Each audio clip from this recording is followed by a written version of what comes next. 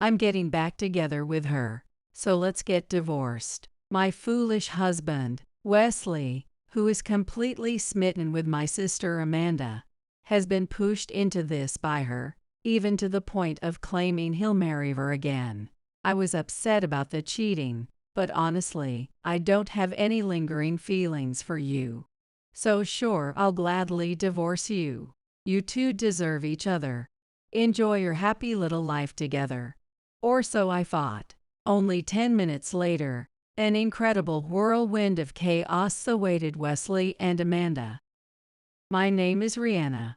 I'm 40 years old, and lately obsessed with growing vegetables using hydroponics in plastic bottles. What? You think it sounds cheap? Oh no.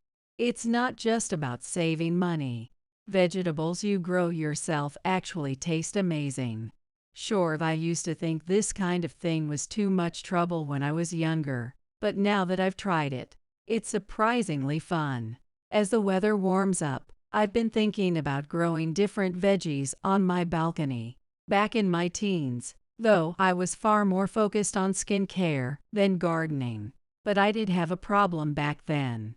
That scarf. Seeing the scarf wrapped around Amanda's neck, I couldn't help but stop in my tracks. Noticing me staring, my sister, Amanda, said, "Oh, this," and twirled around in front of me. "Doesn't it look great?" "That's not the point.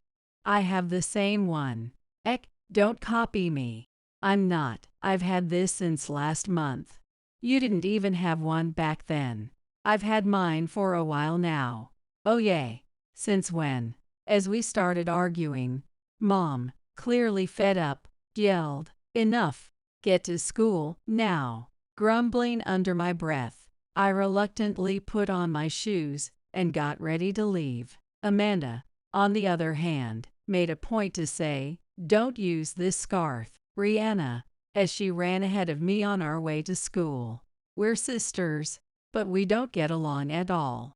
For reasons I can't quite understand, Amanda always copies the things I have, buys the same items, or takes jabs at me whenever she can. You'd think having matching things would mean we're close, right? No way. If you heard that exchange earlier, you'd know the truth.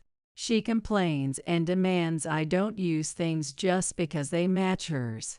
She doesn't want to share any similarities with me. Copying me in the first place felt like nothing but spite.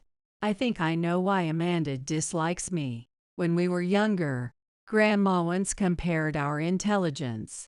It wasn't much, I just happened to answer a math problem faster in front of Grandma because I was older. It wasn't extraordinary at all, but Grandma praised me as if I were a genius. I doubt Grandma meant anything bad by it. She was probably just trying to encourage a child's strengths. But to Amanda, it must have felt like I had completely overshadowed her. From that day on, she started seeing me as a rival. The rivalry, however, was pretty one-sided. Being 2 years apart, there wasn't much we could compete in. Our test scores couldn't be compared because we were in different grades, and neither of us was strikingly more attractive or plainer than the other. Still, Amanda kept competing. Whether it was counting how often Mom complimented us or comparing our grades, she always wanted to see who was better.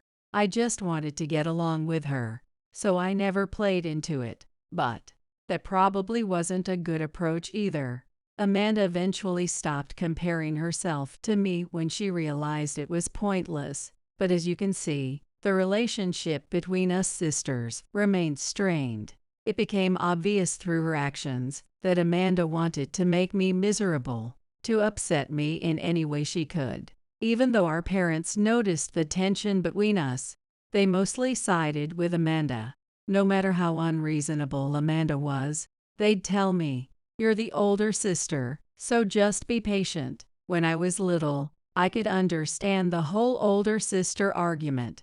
But by the time I was in middle and high school, that excuse didn't fly anymore. We were both growing up, after all. It's not like I was deprived of meals or banned from taking showers, or anything extreme like that.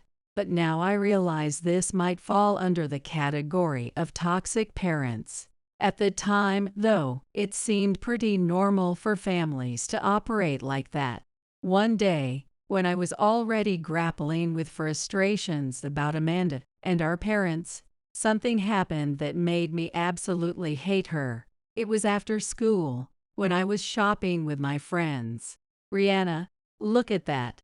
One of my friends tugged at my sleeve, and when I turned around, I saw Amanda walking arm in arm with my boyfriend on the opposite side of the street, looking very cozy together. "Wait, what?" I muttered in disbelief, but my friend only added fuel to the fire by saying, "That's definitely a date." That night, Amanda came home a bit later than usual, practically glowing with happiness. "Hey, I'm back," she called out as she walked into the house, carrying shopping bags from a trendy clothing store.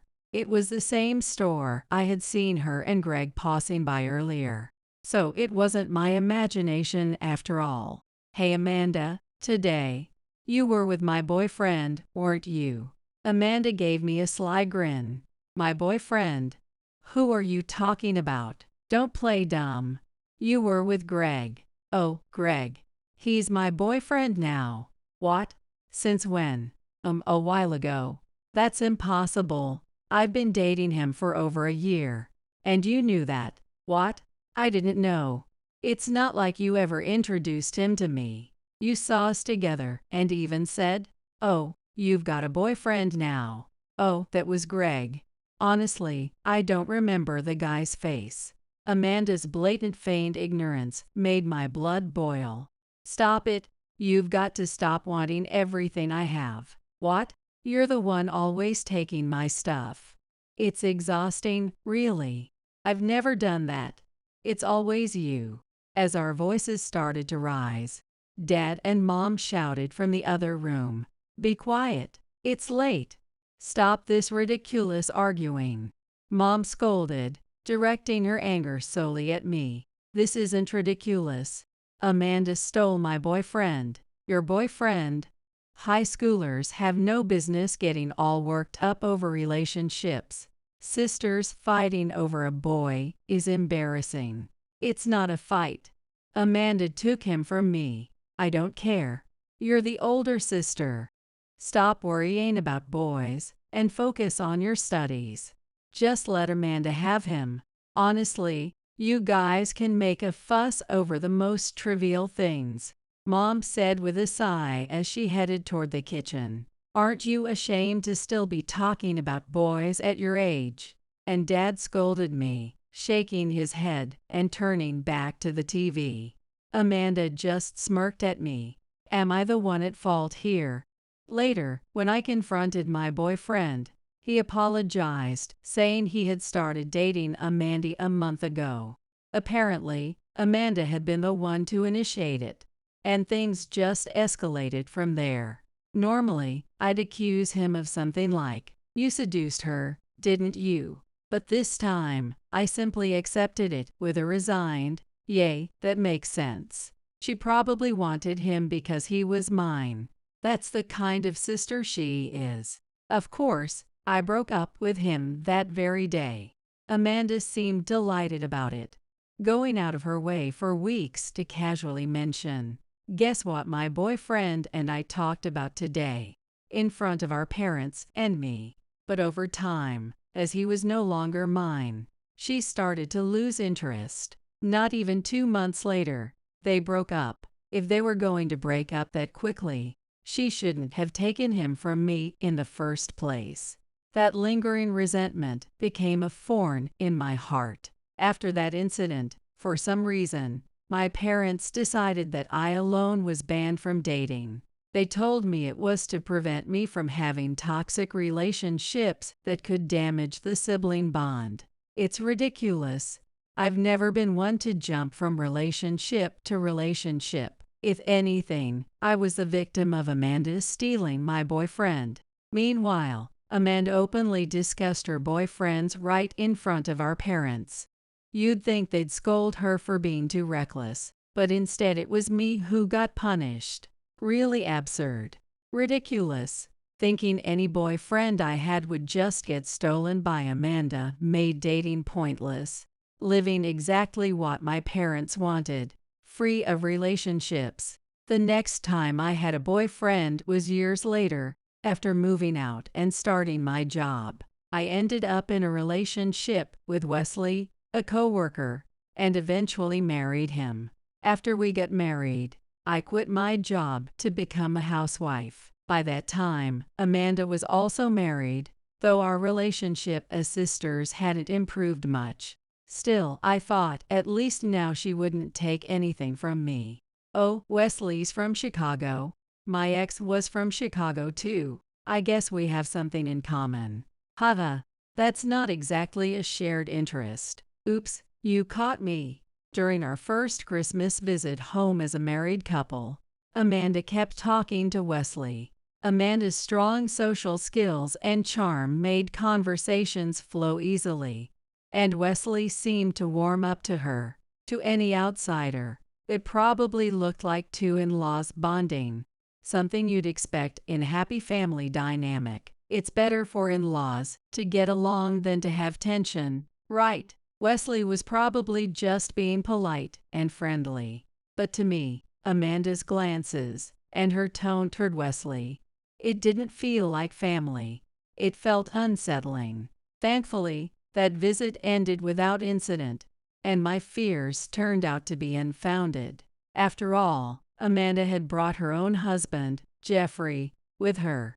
She wouldn't try anything inappropriate, right? Still, the past clung to me, making it hard not to look at Amanda with suspicion. I know it was a bad way to think, but I couldn't help it. The following year, during Thanksgiving, something happened. Good night, Wesley said as he stepped out of Amanda's room.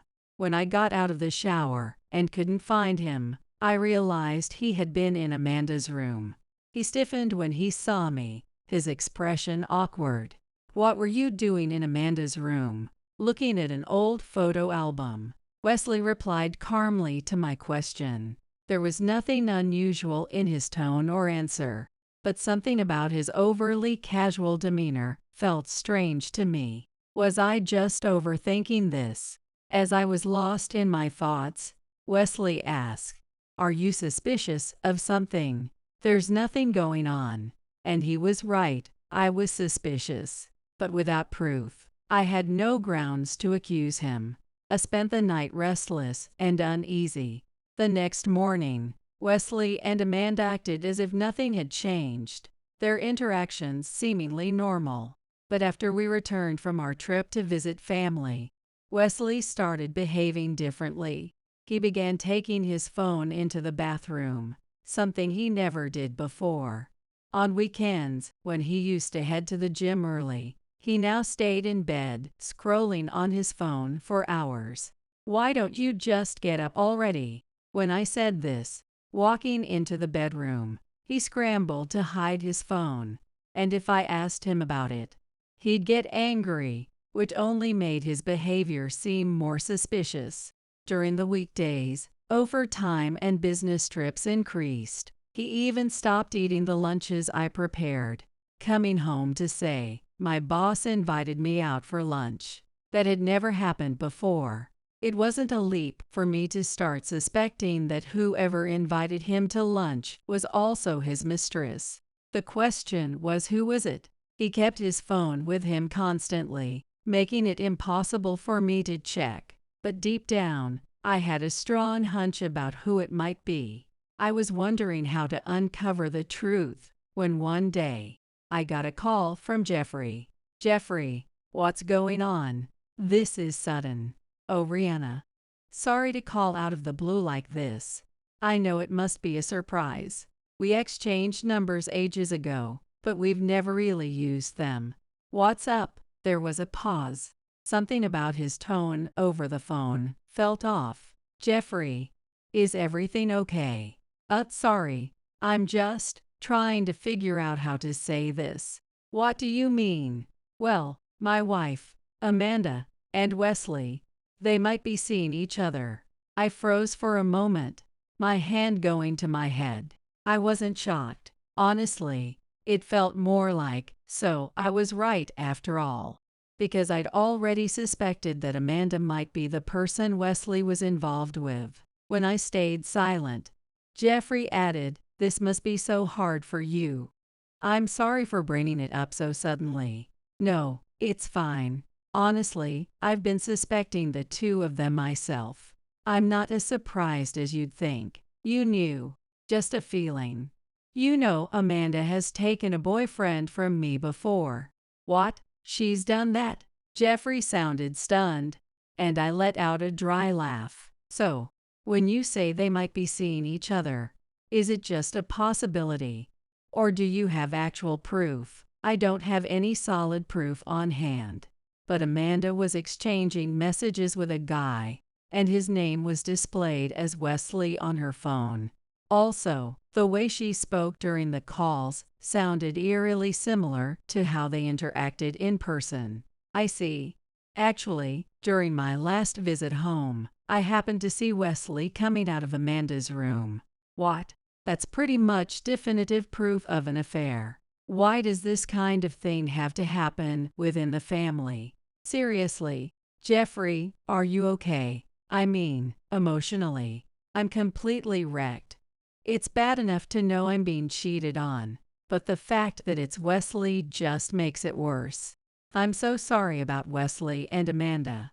Rihanna, you're a victim here. You didn't do anything wrong, so please don't apologize." Jeffrey's words brought tears to my eyes.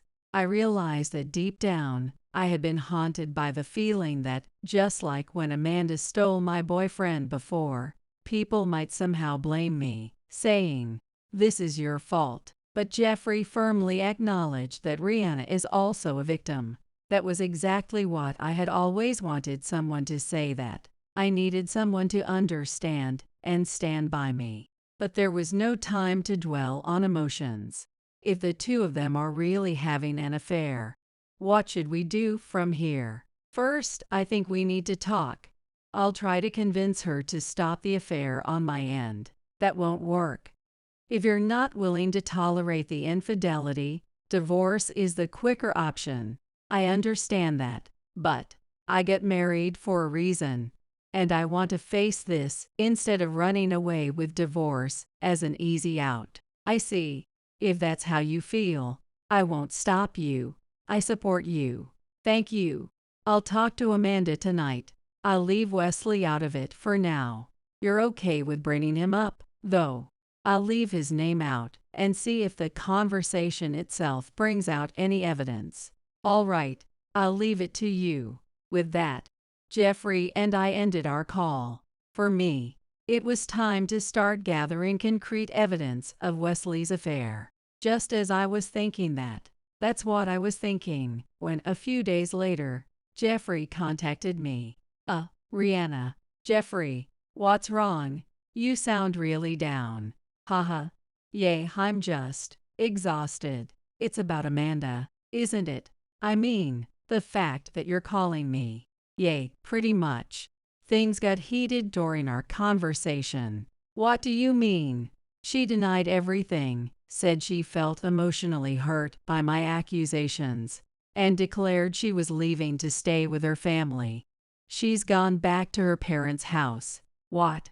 As I heard this, a bad feeling crept in. I had spoken to her family a few days ago, but no one mentioned Amanda being there. And coincidentally, Wesley had left for a 3-week business trip out of state just days earlier. The timing was just too perfect to ignore. "Are we sure Amanda's really staying with her parents?" "What do you mean?" "Suspicious." I explained Wesley's behavior and my recent communication with her family to Jeffrey. "When you spoke with Anastasia and the others, Amanda was supposedly already back home. Based on that, I don't think she's actually there. I'm not thrilled about it, but I'll call my family and confirm." "No, I'll handle it. It'd be better coming from me anyway. I can just say Amanda left home, and that should be enough." "Really? Well then, I guess I'll leave it to you." I'll contact them right away." Jeffrey's words marked the end of our call.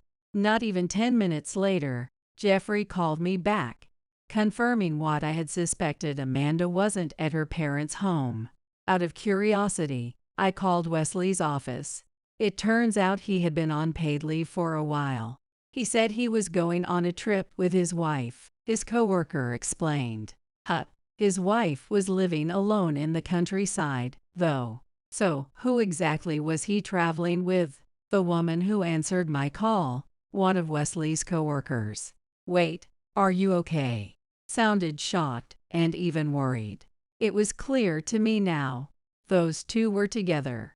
I shared everything I had learned with Jeffrey, and we decided we needed a sit-down conversation, the four of us. But then, 2 days later, we received devastating news from Jeffrey's family. Jeffrey had passed away. The cause was acute heart failure.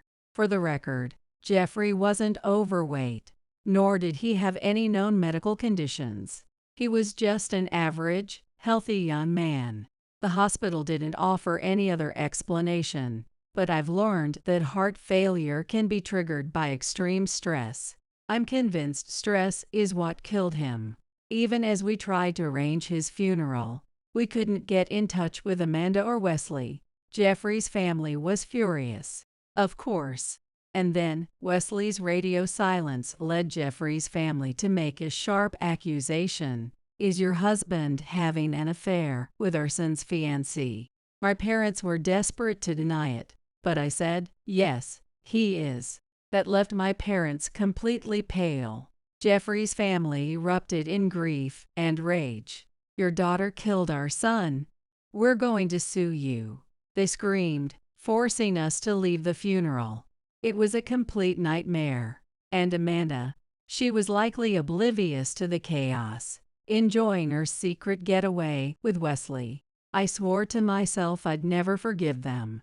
2 weeks later, Wesley finally returned, and with Amanda by his side, no less.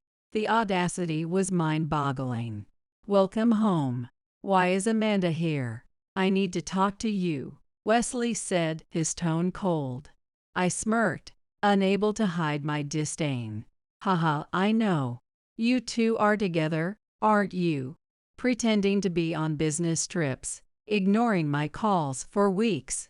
You really outdid yourself." I told him not to pick up, because we didn't want to be interrupted. Amanda interjected smugly. "Of course, Jeffrey's death was just a pesky distraction for you, wasn't it?" "Wait, what?" "Amanda, Mom and the others tried to reach you.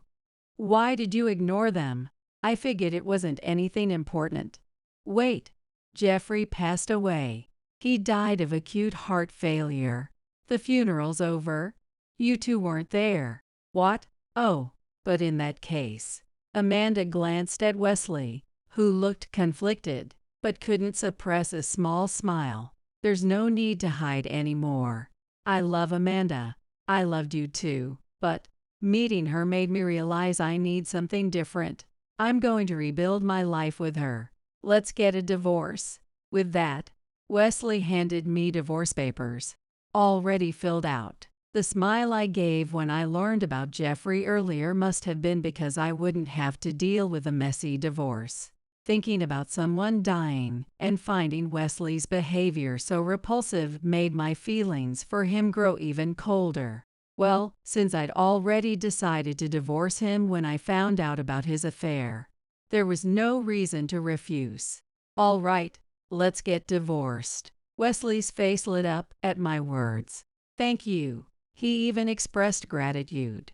"He can enjoy this while it lasts." "But are you sure? That girl has been divorced twice already, and she's only 25. "What?" After blurting out a surprised response, Wesley turned to Amanda. Amanda quietly averted her eyes. "Divorced twice? Not just once.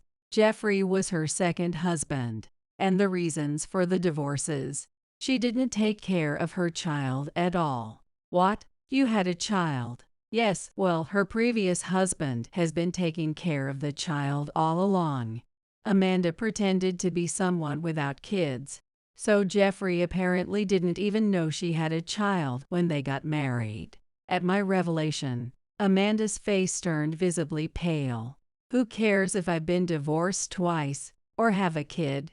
I'm still me. Well, if he's willing to accept that, then I think it's fine. Amanda is Amanda, after all. Saying that, I glanced at Wesley, whose expression showed unmistakable panic. Her first husband, you see, became overwhelmed with parenting because she wasn't helping at all.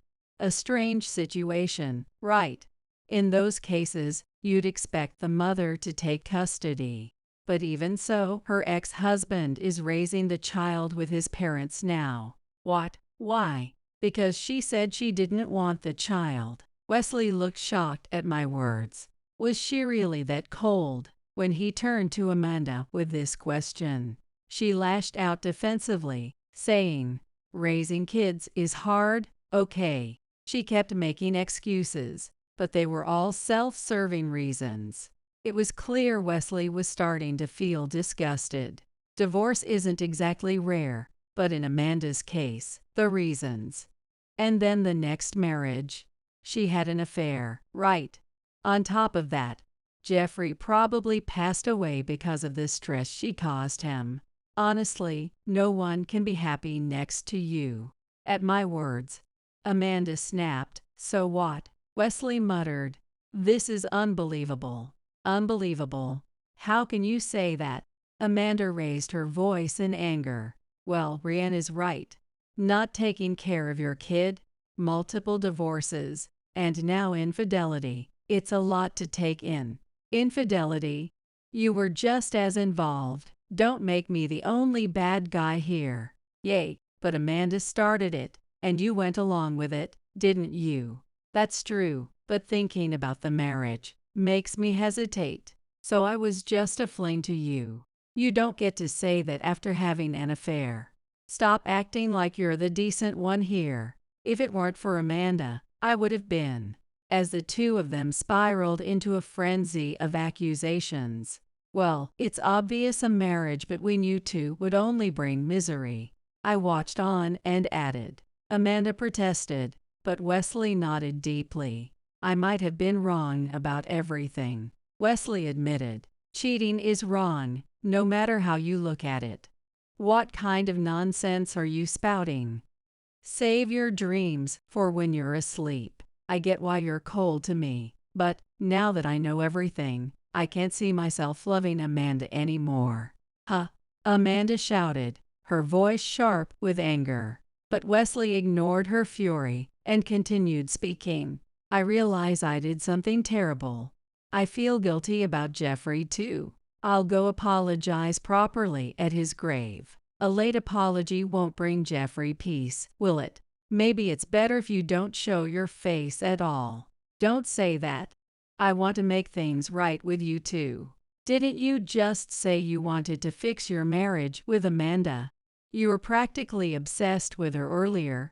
Quite the change of heart. My feelings shifted, okay. It happens. It's been, 10 minutes since your last declaration. How am I supposed to trust such shaky emotions? I'll prove myself. I'll work hard to earn your trust again. Just let me take back these divorce papers. With that, Wesley tried to snatch the divorce papers from my hands, but I quickly dodged, keeping them out of his reach. You don't need to try so hard. What? You should just stay happy with Amanda. I have no lingering feelings for you. What? What do you mean? I'm saying I won't let you withdraw the divorce. That's outrageous. You're the one who signed and handed me the papers in the first place. I'm just giving you what you wanted. That's not what I want anymore. Not my problem. Anyway, I hope you and the divorce expert enjoy your short, blissful marriage. Because you'll definitely split soon enough. Amanda glared at me after those words. We won't split up, she snapped bitterly. But Wesley, firmly disagreeing, shouted, I'm not marrying you. I nearly laughed at the absurdity as I ignored Wesley's attempts to stop me, grabbed the bags I'd packed earlier, and walked out of the house. After that, Wesley and I fought for a while, but eventually, we got divorced. And yes, I made sure to squeeze out a good amount of alimony, since it was a family scandal involving infidelity. Hiring a decent lawyer helped me claim a significant amount for emotional distress.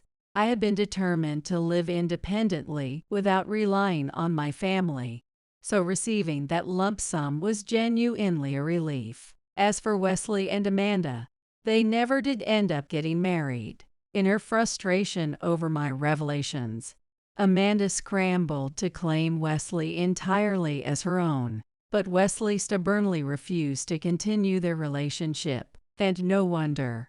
Jeffrey's parents did try to sue Amanda afterward, but the lack of solid evidence made it difficult to proceed. Life can be harsh, I thought. Eventually, Jeffrey's parents, worn out from all the turmoil, decided to let it go. However, Jeffrey's childhood friend, Frances, started haunting Amanda. She didn't love Jeffrey romantically. She had always treated him like a younger brother, showering him with affection and care. Considering that, it was clear the grief of losing him hit her deeply. Frances often appears in front of Amanda. She doesn't harass her but quietly talks about how hard it has been since Jeffrey left. Apparently, she shows up in front of Wesley too and treats him the same way. Frances doesn't ask for money or anything. She just talks. But this seems to have hit them both like a slow, draining blow.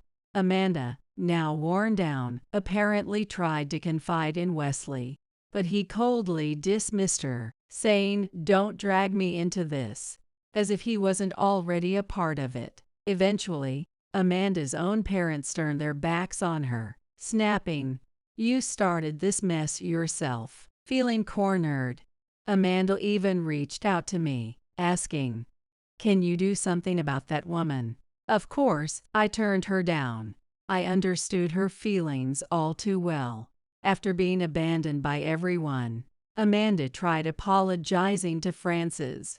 "I don't want an apology. I just want you to know that I will never forgive you, and I'll keep reminding you of that forever," she said, no matter how many times she apologized. This drove Amanda into hiding, claiming I might run into Frances if I go outside. She stopped working altogether. She's become almost like a shell of herself. Why didn't I cut ties with Amanda, you ask? It's because she was still paying alimony, and, frankly, I was curious about how her life would turn out. Not out of concern, but out of wanting to see the end of someone who had lived so recklessly. Once the alimony was fully paid, I finally cut ties. I've also grown distant from my parents. And you know what? I don't regret it one bit. I felt lighter. I thought I might feel lonely, but not at all. Now I live in a shared house with 6 other people. Remarry? Oh, no way. Marriage? Been there, done that, and I'm so over it. The divorce alone wore me out, but I'm not lonely at all. The people in this house are of all ages. Recently, a former resident brought her baby over and let me hold them. She introduced me as Grandma. "Hey, I'm not that old yet," I joked, but since it was her child, someone I've been so fond of, being Grandma didn't sound too bad. That's my little secret, though. On weekends, we cook meals together in the shared kitchen. When the weather's nice, we go hiking as a group. Younger folks come and stay here during their school years or tough financial times, and then they move on. I do miss them when they leave, of course, but most of them keep in touch, bringing their kids to visit or dropping by during holidays. It feels like we're still connected. They all say the same thing. This place feels like a second home. As for me, I've been here long enough that they call me Mom. There's another woman here who's a bit older than me, and she's called Grandma. She's only 5 years older than I am. We both laugh it off, saying, "Who are you calling Grandma?" And we're still young. And life goes on, happy and full of little joys every day. This weekend, we're planning to go on a trip with everyone, including the kids who've moved out of here. It's going to feel like one of those big group bus tours with the number of people we'll have. But I'm sure it'll be a blast. Lately, I've been thinking this is also a wonderful way for a family to be. Oh, speaking of good news, something exciting happened recently. I've always wanted to have a cat, but living in a rental place made me think it was impossible. Just as I was about to give up, it turns out Grandma had the same idea. She decided to conduct a quick survey among the residents to see if they would want a cat. The results showed that most of the current residents love cats, and thankfully, none of them have allergies. So with nothing to lose, we decided to consult the real estate company that manages our shared house. They mentioned that there's a growing trend of shared houses taking in rescue cats and caring for them. And now, even in our shared house, we're allowed to take care of cats. It really pays to ask, doesn't it? Thanks to this, we now have adorable calico and tabby cats filling our lives with happiness. Whenever we go on trips, the real estate company arranges for someone to come by and take care of the cats, so leaving home isn't a problem at all. We've created a setup where everyone can take turns looking after the cats without putting the burden on anyone. At night, when I'm asleep, they sometimes sneak into the room and curl up on my bed. They're just so adorable. This winter, I think I'll let these little fur balls keep me warm. You didn't go to high school? Having a child at 18, that's just the worst.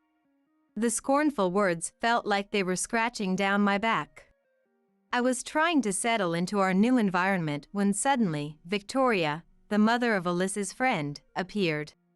She was a Harvard graduate, and her domineering presence and smug smile made me feel small. But for Alyssa, who was dedicated to her studies, I couldn't let this haughty woman get the better of me. Listen to the story of how I, with my modest education, fought back. I'm Hannah, a 30-year-old housewife. We are a family of 3, my daughter Alyssa, who is starting middle school, my supportive husband James, and me. We moved because of James's job, just as Alyssa was about to start middle school. I was both excited and anxious about starting a new life in an unfamiliar place, but I was also ready to take up something new now that our child rearing was settling down. Then came the first day of school. James was busy with work, so Alyssa and I attended the entrance ceremony together.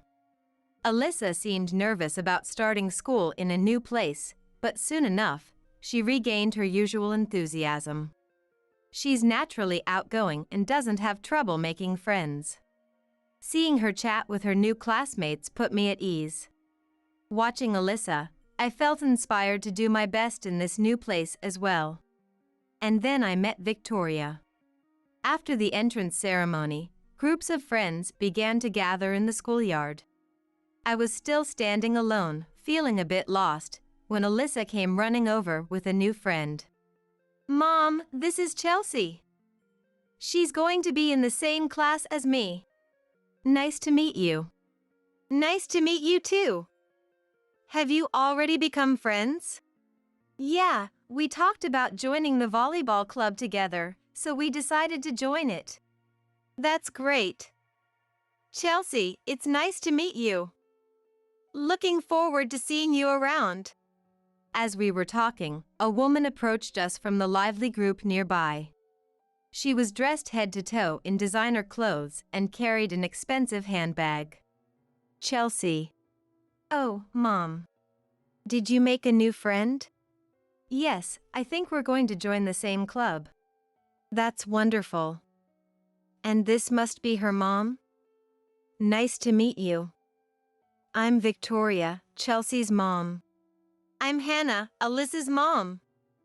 Nice to meet you. Victoria looked me over from head to toe, as if assessing me. Are you originally from here? I don't think I saw you at the elementary school. You must be new around here. Feeling slightly conspicuous due to my unfamiliarity. Yes, we just moved here. I'm not very familiar with the school events yet, so I'd appreciate any guidance you could offer. I replied. Victoria smiled. We only have Chelsea, so I'm not that knowledgeable about middle school either. But don't worry, I have lots of friends with kids in middle school, so I can definitely help out. Thank you, that would be very helpful. Oh, I see someone I know over there. Just a moment. With that, Victoria brought over another friend. This is Alyssa's mom. They just moved here. Nice to meet you. I'm Alyssa's mom. Thank you for having us. As I introduced myself, Victoria turned to her friend and suggested, Hey, why don't we have a dinner party sometime? Our kids have made new friends, so we should get to know each other too. Since our kids are in the same club, we'll be seeing each other often at events. Hannah, let's exchange contact information. Then I exchanged contact information with Victoria and the other friends. After returning home, Alyssa and I both reported to James. Alyssa already made a friend in her class. Her name is Chelsea, and they are in the same club too. I got to know Chelsea's mom, Victoria, and we're going to have a dinner party with some other friends soon. James. Both of you already made friends, that's great. Was happy. At this time, I never thought this dinner would lead to Victoria looking down on me. Later, Victoria took the lead in organizing the dinner. I think I can get off work on this day. She sent the date on WhatsApp. The other friends agreed to the date, and I was looking forward to that day. The venue was a restaurant near the school. Victoria arrived 30 minutes late, but the dinner started in a pleasant mood. Victoria, you left work for this today, right? Are you okay? Yeah, no problem at all. I already took care of most things. She was very confident. Impressive. People who are good at their jobs are different, aren't they? Hearing that, I casually asked, Victoria, what kind of work do you do? Then another friend said, Oh, you don't know? She's working as a sales representative at the most promising startup, MNR. She's been getting new contracts one after another. That's amazing. Oh, that company. It's nothing special. And she graduated from Harvard University. She's great at raising her child too, really admirable. She smiled at the compliments. Well, yeah. Graduating from a good university makes it easier to get a job. That's why I want my daughter to go to a good university too. Thinking about your child's job prospects already, Harvard graduates are different after all. But with Victoria's child, it should be fine, right?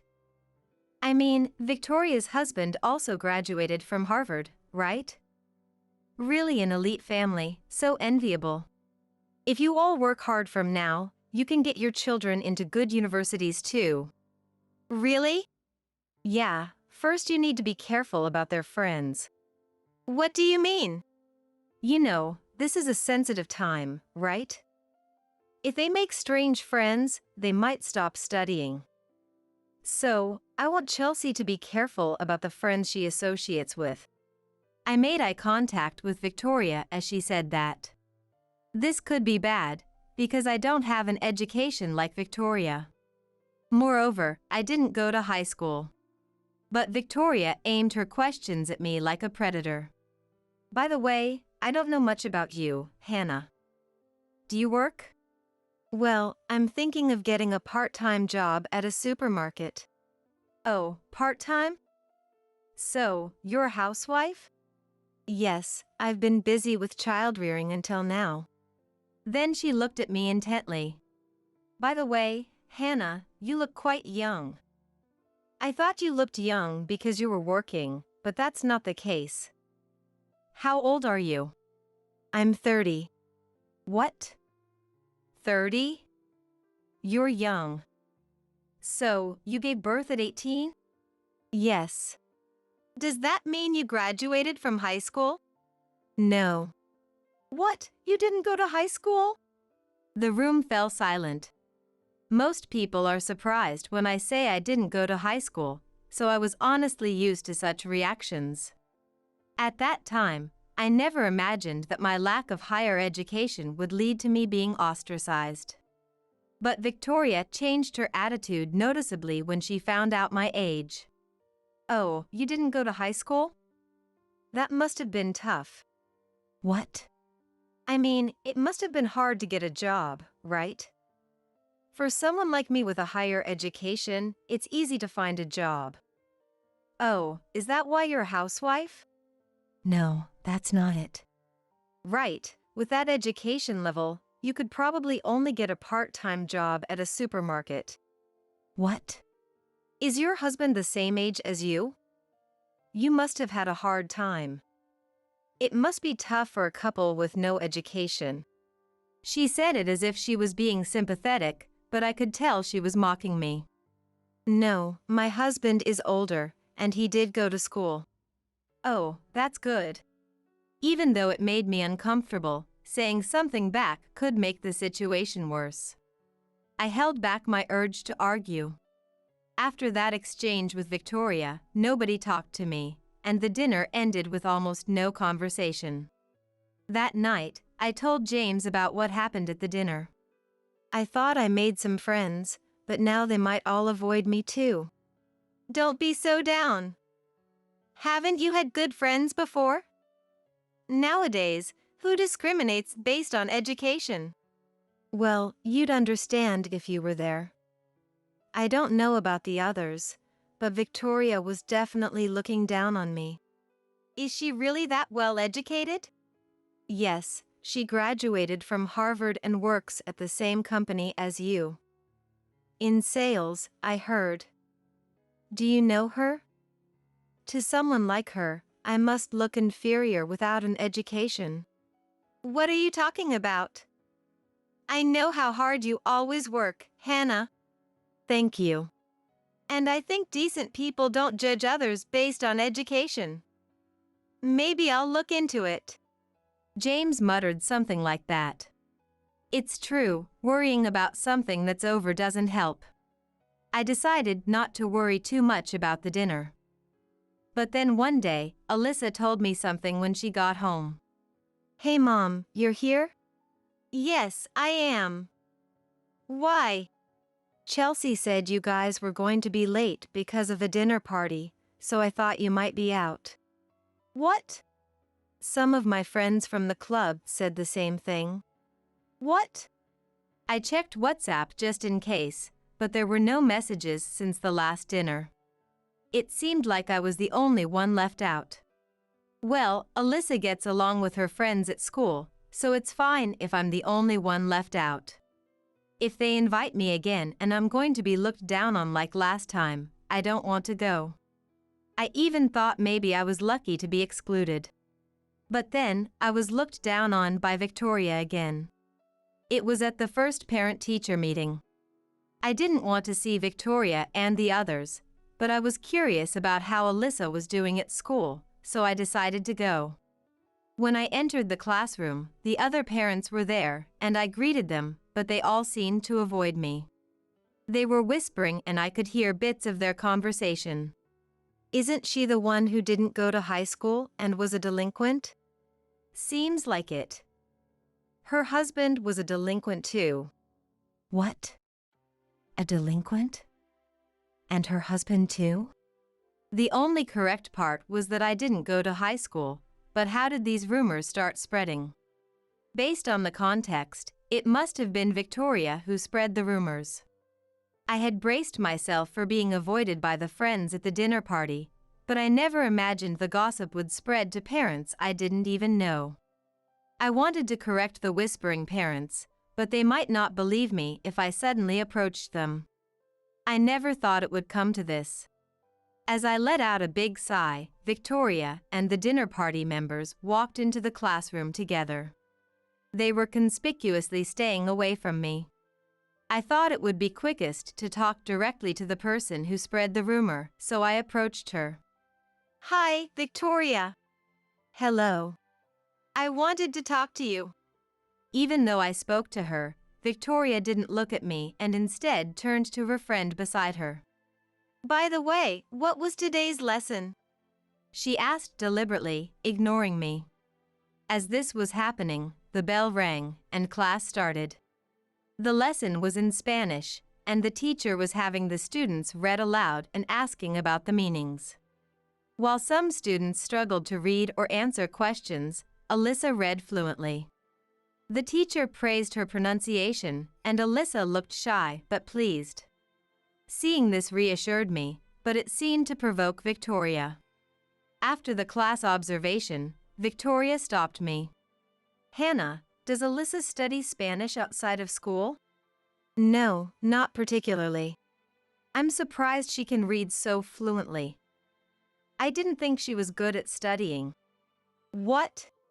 "Because, if parents didn't graduate from high school, they can't teach Spanish." She's looking down on me again. Maybe she thinks she has to work hard because of her parents. "What?" "Because, with your low education level, you must have struggled, right?" She spoke to her friends, seeking their agreement. Seeing parents with low education, she probably doesn't want to end up the same way, so she's studying hard. "Poor thing." "What?" "Look at the time. I have to get to work." "Sorry, being highly educated and working keeps me quite busy. Bye." With that, she walked away surrounded by her friends. In the end, I was labeled among the parents as having a low education and being delinquent when I was young. A few days later, I noticed something strange about Alyssa. She hadn't seemed herself for the past few days. "What's wrong? Is something bothering you?" Even though I asked. "No, I'm fine," she said, but she looked down and seemed troubled. I wondered if the label attached to me was affecting Alyssa. Around that time, Alyssa had a club match, and even though she wasn't participating, she said she would go to cheer. So, I discussed it with James, and we decided to go see how Alyssa was doing. During the preparation and exercises before the match, we saw that Alyssa was being left out by her classmates, standing alone. "What?" Alyssa had told us she was getting along well with Chelsea and other classmates in the club. But today, no one was by her side. In fact, they were keeping their distance from her. Alyssa was looking down but trying her best to cheer for the team. After the match, we found Alyssa and talked to her. "Recently, Chelsea and the others have been ignoring me," she said. "What?" "It seems her mom told them not to be friends with me." "When did it start?" "Around the time of the parent-teacher conference. No one would be friends with me in class or in the club." Alyssa had kept quiet about this to avoid worrying us. But hearing this, I felt a deep, burning anger rising from within me. It's one thing to look down on me, but dragging Alyssa into it is unforgivable. "I'm going to have a word with Victoria." James nodded firmly. I walked over to where Victoria was chatting in the bleachers. "Hey, I need to talk to you." I confronted her, but she wouldn't even look my way. So childish, I thought. "Weren't you taught to look at people when you're talking to them? I can't believe this from someone so elite." I spat out sarcastically. She turned to glare at me. "Don't act all high and mighty with your low education. I graduated from Harvard. I don't waste my time talking to idiots who can't even study. Just get out of here." Her hysterical shouting drew the attention of those around us. I tried to stay calm and choose my words carefully. "You've been spreading rumors, haven't you? Sure, I might not have the best education, but I'm not a delinquent. Even if you don't like me, Dragging our kids into it is wrong, don't you think? If parents are poorly educated, it affects their children too. Having a child so young, your teenage years must have been pretty messed up. What? That's why you got pregnant at 18, isn't it? What if your bad influence rubs off on my child? I did have my child at 18, but I took my responsibilities seriously. Stop judging people based on your assumptions. You're probably just making things up. Anyone can say whatever they want about their past. And what about you? Are you so perfect that you can judge others? What are you talking about? I graduated from Harvard and hold a high position in my job. Your husband probably has a low education and a poor job too, right? Just as she screamed those words, "That's enough speculation," a familiar male voice interrupted. "What? Who are you? We've met before, haven't we?" It was James standing there. "Excuse me, but aren't you the Victoria who works part-time at our company?" "Boss? What are you doing here?" This made the crowd buzz even more. James continued, "I am Hannah's husband and Alyssa's dad." "What? The boss? So Hannah is the boss's wife?" Victoria stared at me, wide-eyed. "But Hannah has a low education, right? Did you deceive him? I heard the boss graduated from Harvard and studied abroad. I thought his wife must be a distinguished graduate from a renowned university. Hannah is remarkable. She gave up her education to support me. She even learned Spanish on her own to help us when we lived abroad." Yes, we had lived overseas, and both Alyssa and I could speak everyday Spanish. "Wait, so Alyssa is good at Spanish too?" "I don't know if she's good at it, but she did spend time abroad." "But Hannah works a part-time job." "I said she wanted to try working since she's always been focused on raising kids, so I suggested she try a part-time job." "Oh, I thought it was because she was struggling financially." "I'm sorry, Mr. President. I didn't know." That's not the issue here. It's wrong for parents, who should be setting a good example, to teach their kids discrimination. I'm saying this as a fellow parent. James's stern words made Victoria fall silent. I asked what I was curious about. "James, is Victoria really part-time?" "That's different from what I heard." I checked the employee data, and it's correct. She's a part-time administrative assistant supporting sales. James didn't say it loudly, but our friends who overheard our conversation started murmuring. "What? Part-time? That's not what I heard. And admin work? I thought she was closing deals left and right." Were we lied to? Could the Harvard degree also be a lie? Such conversations filled the air, and feeling awkward, Victoria left in a hurry. Later, a friend I became close to told me that Victoria had been bragging about being successful in sales and even being in charge of training new hires. It seems she had exaggerated a lot. But because of this incident, my label changed from undereducated delinquent to the CEO's wife. Even those parents who had avoided me started talking to me normally, and interactions among parents became smoother. Alyssa also stopped being excluded at school.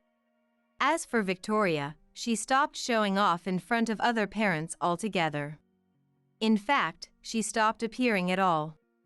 James found out that the Harvard degree was also a lie. She lost her credibility and stopped attending school-related events. She also left his company. The reason she quit was her own doing. There had been multiple complaints about her work attitude from her department, so the company didn't renew her contract. And it seems she got divorced. Chelsea, who reconciled with Alyssa, came over and told me. It turns out Alyssa and Chelsea had made up after all. Victoria and her husband were always fighting and had been living apart. Chelsea was taken in by her dad. Now, she works part-time at a supermarket in the neighboring town. It's hilarious that someone who looked down on others so much is now working part-time herself. Since then, I've been going to support Alyssa's club activities frequently and have become friends with other parents. Of course, no one cares about academic backgrounds. On the contrary, knowing James is a CEO seems to have increased their trust. And now, I'm carrying a new life inside me. Alyssa is thrilled to have a sibling. I'm so happy thinking about having another adorable child. Life's happiness isn't measured by education or career. I'll continue to live humbly, appreciating the everyday moments. I'm divorcing you to marry Ashley. I was shocked when my husband, Mark, declared that. What? I was dumbfounded, and my sister, Ashley, spoke in a sweet voice. Margaret, I'm sorry. We love each other. It was incomprehensible, but apparently true. They wanted to have a wedding, and I was beyond angry. I was just stunned. Feeling ridiculous, I decided to leave home immediately. And then, a few months later, the day of their wedding finally arrived. I took out my mobile phone and tapped the screen. There on the screen was a view of a wedding venue. I saw Ashley in a dress and Mark in a tuxedo. They were looking around nervously. No one had shown up, and they were clearly confused. Watching this scene, I couldn't help but laugh. Let them sweat it out. This wedding itself was my stage for revenge. My name is Margaret, and I'm 52 years old. I've been working in an insurance company's office for a long time. My family consists of my husband, Mark, and my son, Daniel. Daniel recently graduated from college and got a job. He has moved out and now lives alone near his company. Although I felt a bit lonely after raising him, honestly, I was relieved. Now, I can enjoy my life. Travel, hobbies, and such. That was the future I should have had. But our family has a big problem. That problem is Ashley. Ashley is my sister, 10 years younger than me. For various reasons, she still lives with us. Ashley, much younger than me, was spoiled by our parents. As a result, she has a rather selfish personality. Even now, at 42 years old, she hasn't changed a bit. I've been troubled by her actions many times before. But I never imagined she would turn my life upside down like this. The beginning of all this goes back 18 years. At that time, Ashley was 24. I was already married to Mark and busy raising our child. I wasn't particularly close with Ashley, so I only saw her occasionally when I went back to my parents' home. Though she had been selfish as a child, Ashley was now an adult. Surely, she must have matured at least a little bit. However, our parents said she hadn't changed at all. She was living at home, not doing any housework, and constantly complaining to our parents. She hated working, only occasionally doing part-time jobs when she felt like it. I'm worried about her future if she continues like this. I think she'll grow up a bit if she gets married, so we need to find her a husband soon. Isn't it more important for her to start doing housework and working properly? Getting married in her current state.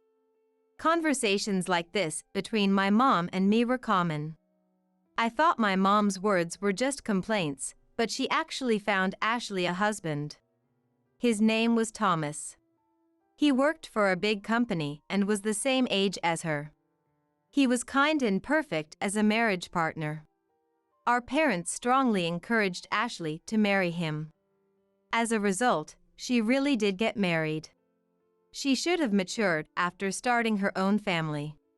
But our parents' hopes were completely shattered. Ashley called me every day with complaints. Listen, Margaret, it was my birthday the other day, right? But Thomas only said happy birthday in the morning. Can you believe that? As usual, I responded lightly to Ashley, who was indignant. So, what about it? It was too late. If he doesn't congratulate me the moment the date changes, it doesn't count. And the necklace he got me was from a brand I don't even like. Can you believe it? That's just being selfish. Ignoring my scolding, she raised her voice even more. No, it's not. It's only natural that my wishes should be fulfilled. Here we go again, I thought, and sighed quietly to myself. This kind of petty complaint about Thomas was Ashley's daily routine. At first, she had called our parents, but her complaints were so frequent that even they got fed up. They started making excuses not to answer her calls, so she began contacting me instead. She thinks the world revolves around her. If things don't go her way, she does nothing but complain and grumble. At first, I listened, but gradually, I started responding half-heartedly. If I kept taking her seriously, I'd wear myself out. Apparently, it wasn't just me and our parents who felt that way. Thomas was exhausted too. Despite not doing much housework and always making excuses, Ashley would insist on getting her favorite foods and brands, making Thomas stand in long lines at famous stores. If he refused, she'd get angry, saying he didn't love her enough. She needed constant praise from Thomas, or she'd sulk and ignore him for days. After enduring this for so long, Thomas finally reached his breaking point. He left divorce papers and walked out. It had only been 6 months since they got married. Ashley was furious at him and ranted intensely. Our parents were frantic, and family meetings were held daily. But I remained calm. This outcome was inevitable. Ashley decided to leave the apartment she shared with Thomas and move back to our parents' house. Back to the old life, I thought. Then, suddenly, tragedy struck. Our parents died in a car accident. They had gone out shopping when they were hit by another car and never came back. Ashley and I were in deep shock. But there was no time to grieve. While still in a daze, we had to handle the funeral and other arrangements. What's this? From a shelf in our parents' house, we found a stack of envelopes. Opening them, we discovered they were debt collection notices. The amount was substantial. I had no idea they had this much debt. What did they spend it on? Upon closer inspection, I saw that several credit cards were maxed out. And there were multiple cards. That's when I remembered our parents' words. They had given Ashley a few cards because she shopped a lot. Ashley, what's the meaning of this? I immediately confronted her, yelling. What? What are you talking about? Don't play dumb. What did you spend this money on? When I shoved the notices in her face, she laughed. Clothes, bags, good food, and trips. You can't live without fun, you know. What? Her response was absurd. The cards were in our dad's name, so he must have been paying while he was alive, but there was still a lot left to pay off. I felt dizzy with fear. It's okay, Margaret. You can pay it off, Ashley said cheerfully. No way. Why should I pay for it? Because I don't like working. Come on, Margaret, please. Don't be ridiculous. Why should I pay off her debts? I was trembling with anger, clenching my fists. But somehow, the debt had to be repaid. Ashley seemed unwilling to pay, so I desperately thought about what to do. In the end, I concluded that we had to sell our parents' house. Though not new, the house was in a prime location. We might be able to cover the debt if we sold it. So, we proceeded with the sale, and it fetched a good price. I felt relieved. But only for a moment. Hey, where am I supposed to live? I was planning to move back to our parents' house, but now it's sold. Glancing at Ashley, who was loudly complaining, I said coldly, "Go wherever you want." "Then maybe I'll live at your place, Margaret." "What?"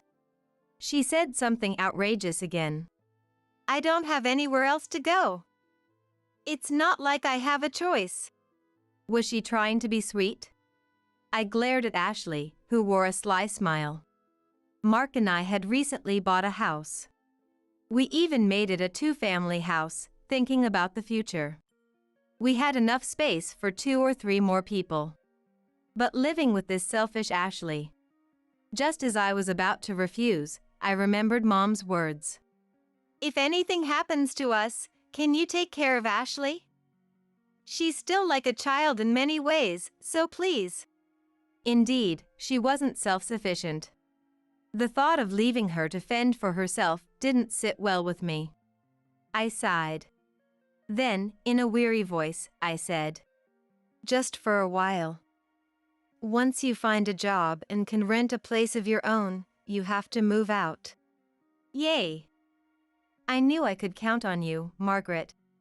Her delighted smile irritated me. Reluctantly, I told Mark that Ashley would be living with us for a while. Mark responded nonchalantly. "Ashley, huh? It's sad to be left without a place to go right after a divorce. She can stay with us as long as she needs." "No way. You don't know Ashley at all." I had told him about Ashley's selfishness, but without having a sister, Mark couldn't imagine it. He probably thought her whims were cute. I feared that my life would be turned upside down by Ashley. That fear proved correct. "Hey, are we having fish fry for dinner again? I'm so tired of it," Ashley complained while eating the dinner I made. "Again? It was about a week ago. If you're tired of it, cook for yourself." "I can't cook." "Then don't complain." Ashley laughed. "It's not a complaint, just an opinion." She's been like this ever since she started living with us. She doesn't help with housework, nor does she seem to be looking for a job. She only helps out at a friend's pub twice a week and has no intention of getting a full-time job. Though I appreciated her playing with my young son, Daniel. I couldn't be thankful. Once, she let Daniel get burned by the fireplace when she got distracted by TV. Another time, she ignored Daniel at a shopping center and he got lost. I was growing increasingly frustrated. "Hey, Mark. About Ashley, she still hasn't found a job, doesn't help with housework, and can't even take care of Daniel properly. I want her to leave." I seized the chance to complain to Mark while she was out. But his response was as laid back as ever. "Come on, Ashley is just leaning on you because you're her big sister. Can't you be more understanding? She's polite and kind when she's with me. And some people just aren't good at housework. Maybe you're the one to blame for going back to work full-time so soon after giving birth, leaving no time to take care of Daniel. You're pushing that responsibility onto Ashley." "What are you talking about? I went back to work full-time because of the mortgage and Daniel's education expenses." Mark gave me a cold look as I quickly responded. "You're saying it's because my salary is low, right?" "I didn't say that." It was the same old story. Mark often defended Ashley. She never showed her true colors in front of men, but every conversation led to Mark criticizing my job. He didn't seem to like that I worked full-time. He wanted me to quit my job and stay at home. Our discussions always ended on a sour note. Then one day, an incident occurred. "Hey, Mom. My video game is missing." "What?" Daniel, now in elementary school, spoke to me with tears in his eyes. It was the game I had bought him for his last birthday. I couldn't believe it was already lost. We searched the house, but couldn't find it anywhere. This is strange. What's going on? I couldn't believe it, but I looked in the trash can and was shocked. There, discarded, was a receipt. It was from a thrift store and listed the game I had bought for Daniel. Purchase amount, $50. What is this? Someone had sold the game. There was only one person in the house who would do such a thing. Ashley, you sold Daniel's game, didn't you? Ah. You caught me already? I thought she would pretend not to know, but Ashley admitted it right away. Sorry, I ran out of money this month. But isn't that game popular now? I'm glad it sold for a good price. Thanks a lot. Hearing this, Daniel started crying. I couldn't take it anymore. How could you? Selling a child's belongings without permission is unbelievable. I can't live with someone who does that. Get out now. I shouted in anger. Ashley immediately started whining. You don't have to be so mad. Kicking me out is too harsh. There's no one else I can rely on since Mom and Dad are gone. Tears started flowing from her eyes. Stop it. I didn't care if Ashley ended up on the street. But when she mentioned our parents, I lost my resolve. Mom's words, if anything happens, take care of Ashley, echoed in my mind. After much hesitation, I reluctantly forgave Ashley. We'd have to buy the game back. Feeling exasperated, I told her, don't ever sell our family's things without permission again. If you do, I won't forgive you. Okay. She seemed unfazed. It was doubtful whether she felt any remorse. This pattern continued for 18 years.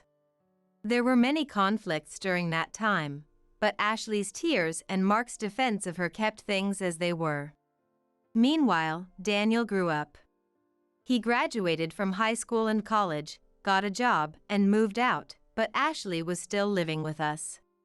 I was 52, and Ashley was 42. One day, when I came home from work and walked into the living room, I saw Ashley sitting up straight, which was unusual. Next to her was Mark, looking serious. Margaret, come here. We need to talk. Feeling suspicious, I sat down facing Mark and Ashley. Now that Daniel has started his job, I think it's a good time. A good time for what? I couldn't grasp what he was trying to say. What on earth was Mark getting at? Ashley had a sly smile on her face. Mark cleared his throat and declared firmly, I'm divorcing you to marry Ashley. What? The situation was too absurd for me to comprehend. Margaret, I'm sorry. We love each other. Love each other? Are you joking? It's no joke. We've been nurturing our love since Ashley moved in 18 years ago. I was so shocked I thought my eyes would pop out. I couldn't understand what they were saying. Mark blushed and continued. Living together, I realized how charming Ashley is. She's sweet and affectionate, unlike always angry Margaret. Talking about this now makes me blush. Oh. Mark. You're embarrassing me. They looked at each other lovingly. What was I witnessing? But I feel relieved now. I've been wanting to tell you, Margaret. Of course, we're going to have a wedding. You'll bless us, right? It's your sister's happiness. Are you out of your mind? This is insane. Oh, Margaret, you're scary. Ashley clung to Mark, visibly frightened. Mark gently embraced her. I stood up from my chair. If I stayed here any longer, I felt like I would lose it. Filled with anger, I packed my things and left the house without a word. Immediately, I called Daniel. I had to tell him about the twisted truth. Dad and Ashley were nurturing a strange love. Fortunately, Daniel picked up right away. When I explained the situation, he told me to come over so we could talk. I took the train and visited Daniel's apartment where he lived alone. Dad and Ashley? That's insane. Daniel, who welcomed me in, looked disgusted. Of course. He couldn't bless them in such a situation. Exactly. It's so disgusting. I can't believe it. But looking back, there were signs. They used to sneak out together. And Ashley, she stole my video games to sell and even took food from my plate. How could Dad fall for someone like her? Nodding emphatically at Daniel, who had clearly lost respect for Mark, I said. And now they want to have a wedding. It's unbelievable. Daniel interrupted my endless rant. Speaking of the wedding. What he said next shocked me. How many times had I been shocked today? I listened to Daniel's plan, my heart pounding. If the timing is right, we could get revenge on those two. You mean? Daniel smiled a sly smile. When had he started making such expressions? It was a side of Daniel I didn't know, but it showed just how much Ashley had bothered him. I deeply regretted letting someone like her into our home. After that, Daniel and I had several discussions. We decided to put a certain plan into action. I wanted Ashley and Mark to realize their foolishness. That was my intent. Surely, our parents in heaven would understand. Ashley, who had betrayed me after all I had done for her, and Mark, who sided with her. I couldn't forgive them. I was determined to get revenge. I quickly arranged to stay at a hotel. For the time being, I could commute to work from there. Daniel offered to let me stay with him, but I didn't want to impose any further. Besides, the hotel near my office was well equipped and comfortable. It cost money, but as a full-time worker, I had enough savings to manage for a while. Mark had always complained about me working full-time, but in times like these, having money was useful. A few weeks later, Daniel contacted me. Mom, I got a wedding invitation from Dad and Ashley. There's one for you too. They think you're staying with me. Perfect. Daniel, how's our plan? It's all set. Then let's start. I had already sent the divorce papers to Mark, and they were filed. So, I didn't care if Mark and Ashley got married or did whatever they wanted. But sending a wedding invitation after stealing my husband? How brazen could they be? Their nerve was astonishing. I'm sure they were spending their days excitedly planning their wedding. But life doesn't always go as planned. Ashley needed to learn that. Our revenge was ready. I looked forward to the wedding day.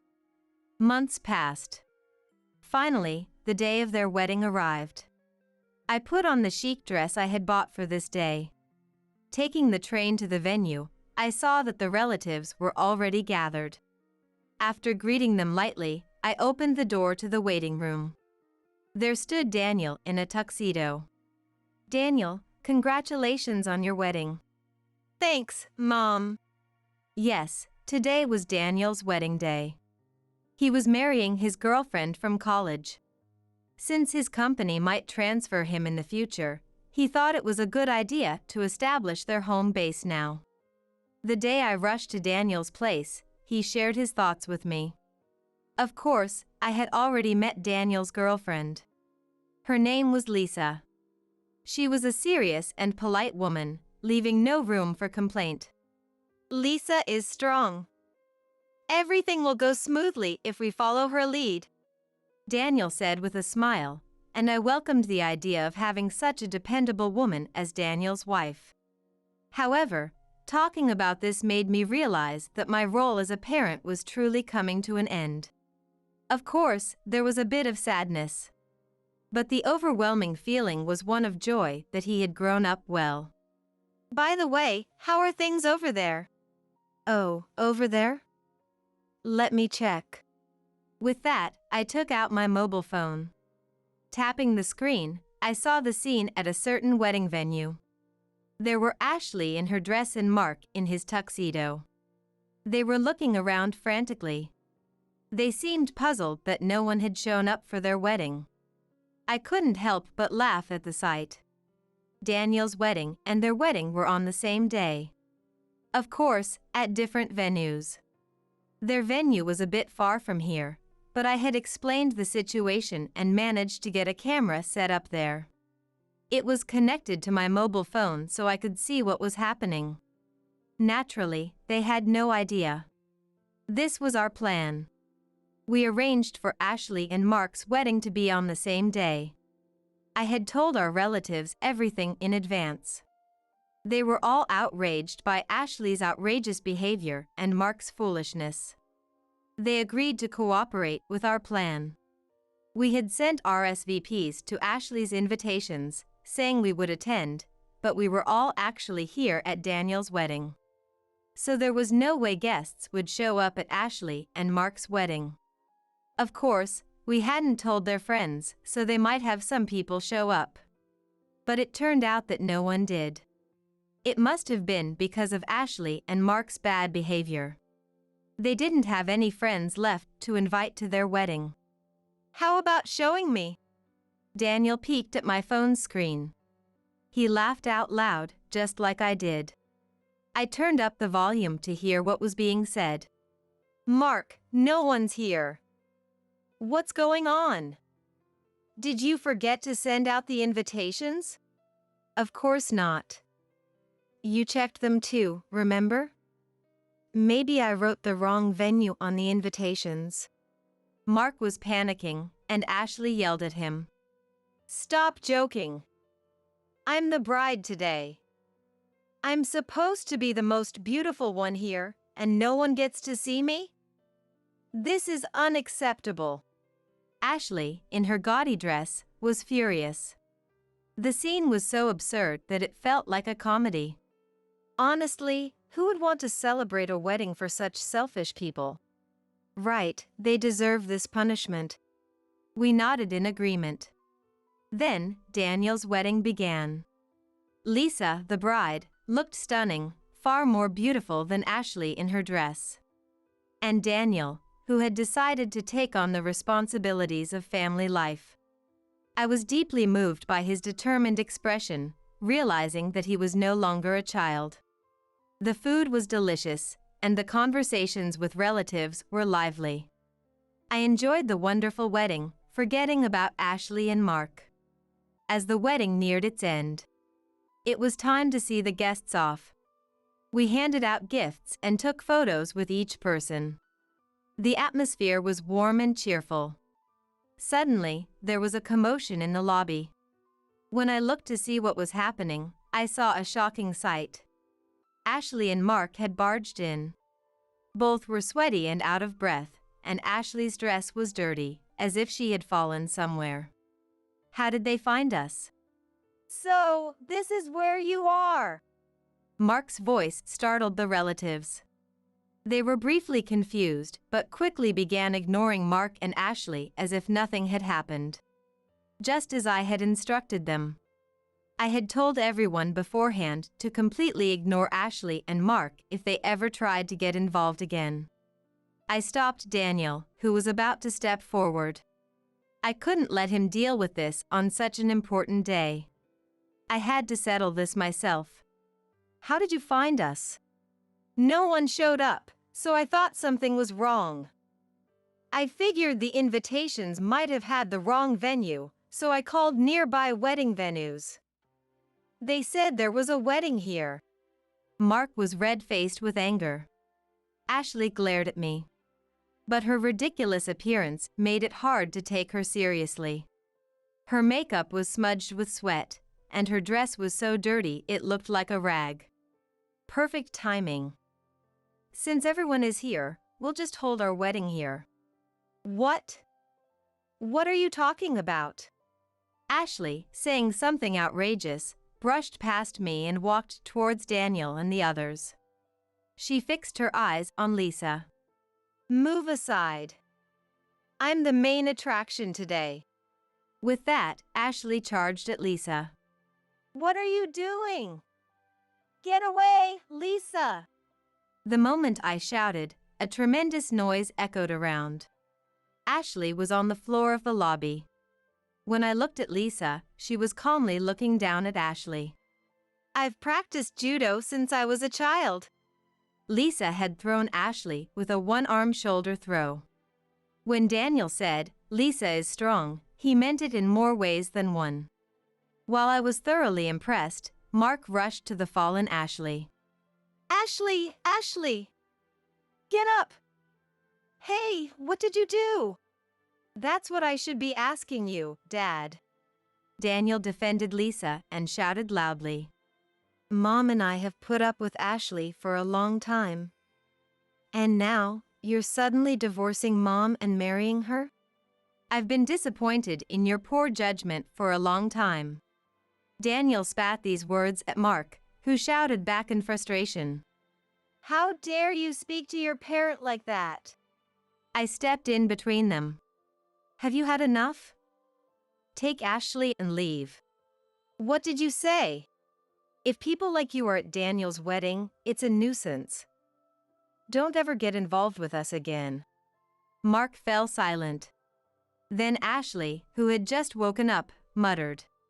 I'm the star here. Everyone look at me. As she tried to stand up, Lisa spoke with a laugh. Your underwear is showing. What?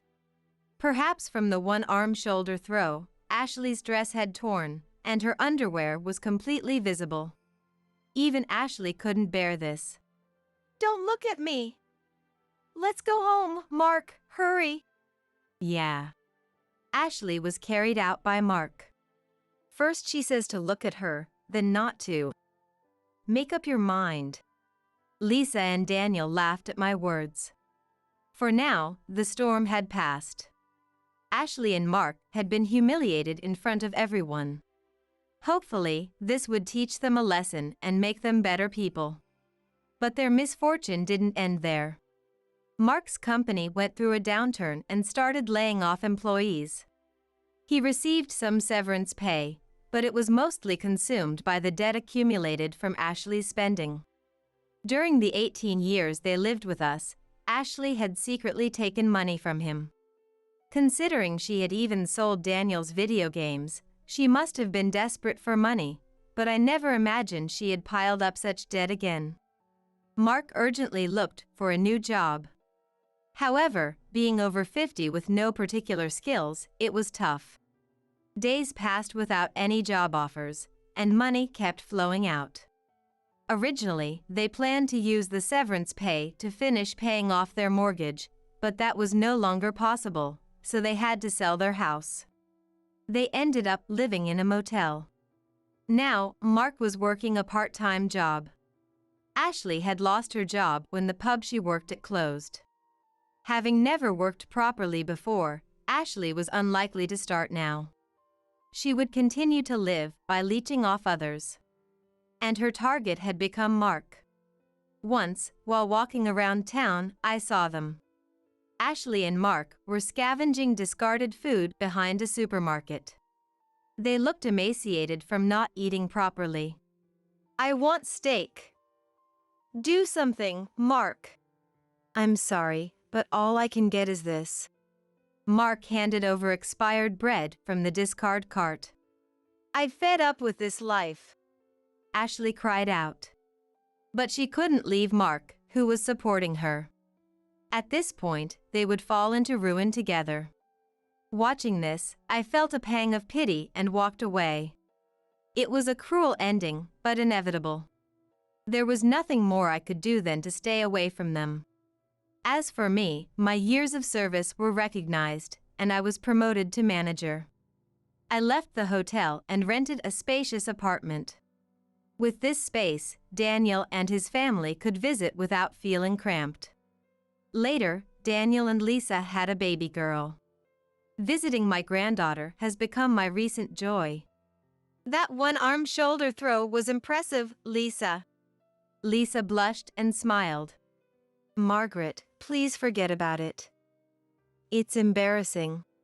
But this little one has your blood, so she'll be strong too. She has a big appetite, he said happily while playing with the baby. That's good. Health is the most important thing. We chatted about many trivial things. I was amazed at how peaceful life was without Ashley. Although my plans had changed a bit, my life was still ahead of me. I wanted to continue enjoying each day. Stop it! Grandma, help! Outside the front door, I heard Madison calling for help. I hurriedly turned off the stove and rushed to the front door. What are you doing there?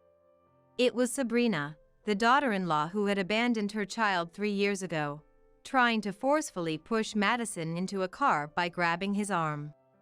Madison bit Sabrina's hand, and while she flinched, he ran to my side. Madison, why would you do something so awful? I am your mother.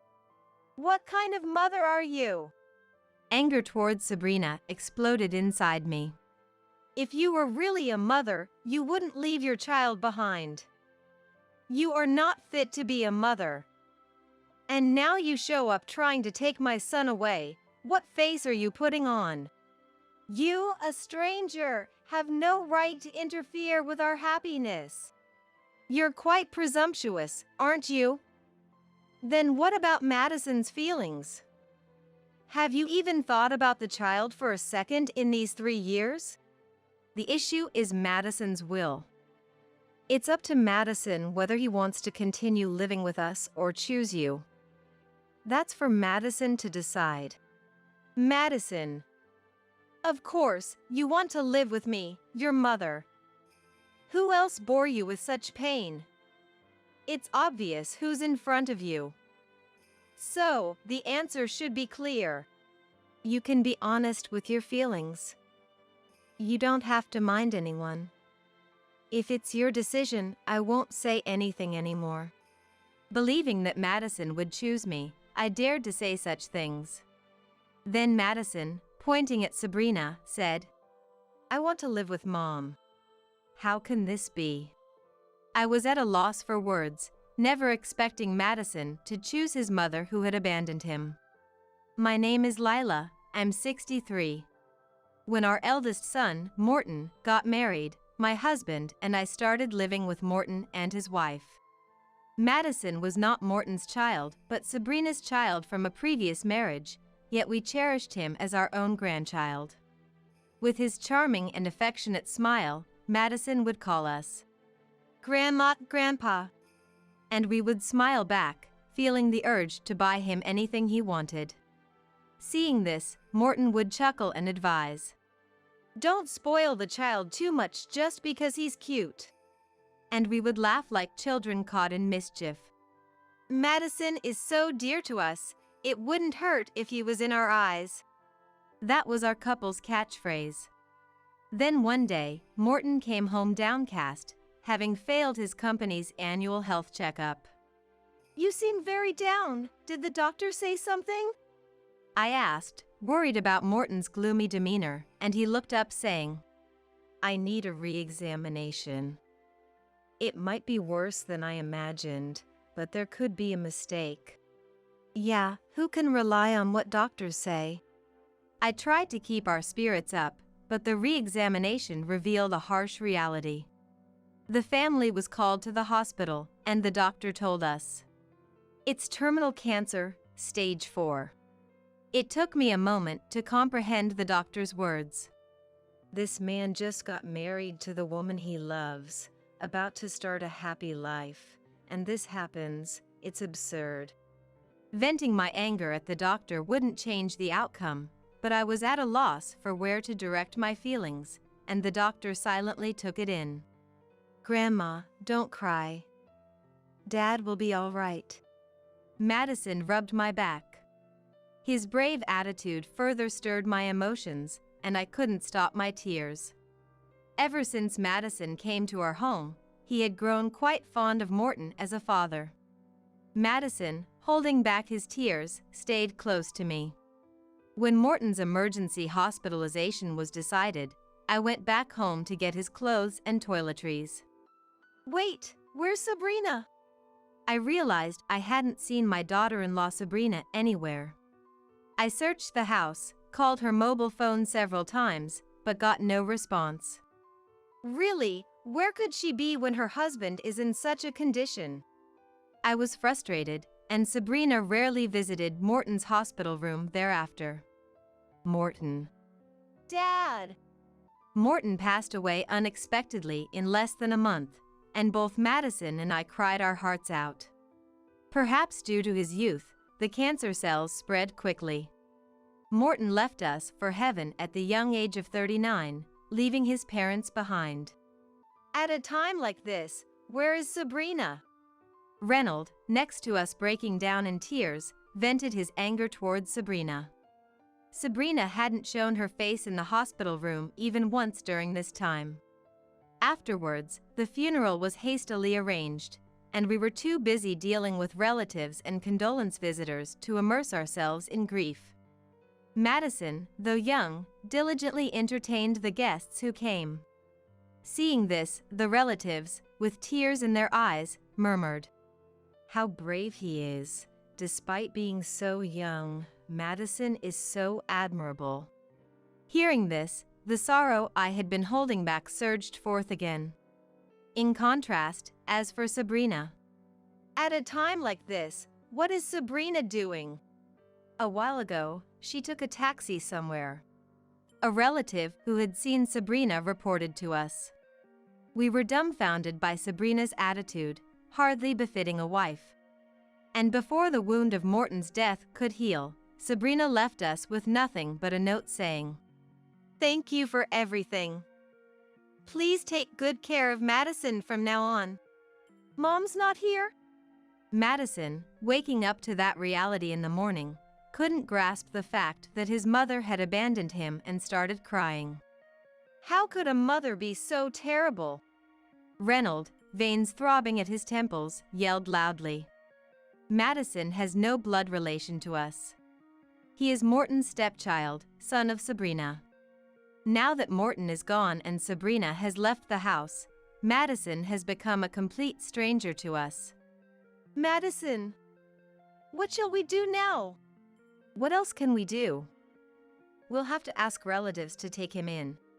Reynold said it in a somewhat cold manner, but upon reflection, that was the realistic choice. However, as far as we knew, the only relative of Sabrina's was her mother, who must be quite old now and living in a retirement home. It's impossible to ask such a person to take care of a grandchild. That's true. We were at a loss, racking our brains over what to do. That evening, Madison had not returned from school. Normally, he would have already been home, eating the snacks I prepared. Worried, I called the school, and the teacher told me that Madison had left at his usual time. Even after calling friends and likely guardians. "I don't know," was all the response I got. "I'm going to look outside." I dashed out and found a child's shadow swinging on a swing in a park a little away from our home. "Madison!" As I rushed towards him, Madison stood up and started running in the opposite direction. "Wait, Madison! Why are you running away?" Madison stopped and turned around. "Grandma and Grandpa are strangers to me, right? So I shouldn't stay in that house anymore." "What silly thing are you saying? Neither Grandpa nor I have ever thought of you as a stranger." Madison stood frozen, tears streaming down his face. "Come back. You are an important part of our family." "Is it really okay? Even if I stay in that house?" "If Morton died and then Madison went somewhere too, we would be lonely. Please, will you always stay with us?" Madison wiped his tears with the back of his hand. "Okay. I'll live with you, Grandma." He ran towards me and hugged me tightly. Thus, Madison continued to live with us as before. 3 years have passed, and Madison turned 11. "Today, we played baseball in gym class. Guess what? I hit a home run. Isn't that amazing? That's amazing. Maybe you will be a baseball player in the future? I don't know about that. I want to do well in my studies too, so being a sports player is probably not for me. Madison tells me everything that happens at school when he comes home. When I bake pancakes and feed them to a hungry Madison. Grandma's pancakes are the best in the world. Although he didn't have a mother, Madison was growing up well in a warm and leisurely environment. One day, I received a call from a fellow guardian. There's a suspicious woman asking around about Madison. A suspicious woman? What kind of woman? Piecing together the witness information, it seemed that the woman bore a resemblance to Sabrina.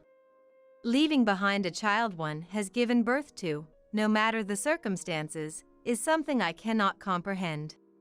And now, what face does she have, coming to inquire after all this time?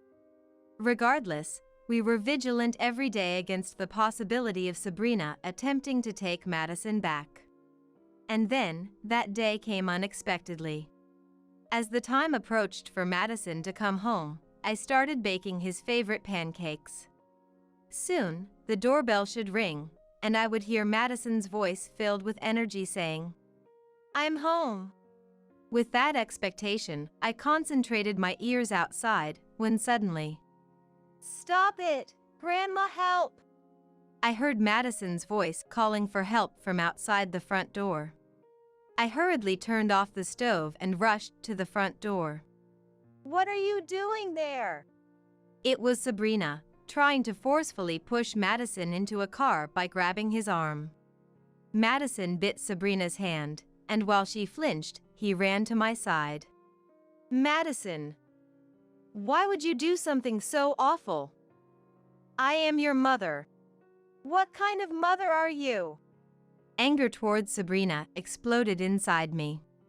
"If you were really a mother, you wouldn't leave your child behind. You are not fit to be a mother. And now you show up trying to take my son away. What face are you putting on?" "What face, you ask?" "This face. I am undoubtedly Madison's mother. You, a stranger, have no right to tell me anything." When I told Madison, "Go inside the house," Sabrina also tried to enter the house.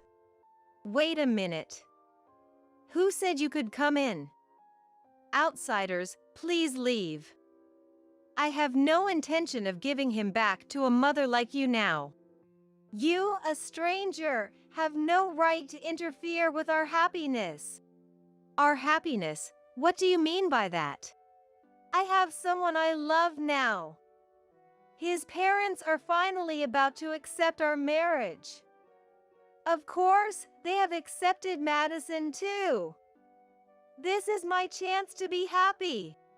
"You're quite presumptuous, aren't you?" "Then what about Madison's feelings? Have you even thought about him for a second in these 3 years?" Sabrina, frustrated, scratched her hair violently. "I've waited 3 years. Just a little more and I'll be happy. You have no blood relation to Madison, you're just a stranger. Why do you have the right to stop our happiness?" I was caught off guard by Sabrina's statement. "Wait a minute. You said you've waited 3 years, right now?" "So what?" 3 years ago, that's when Morton was still fighting his illness." Sabrina made a displeased face and said, "Damn it."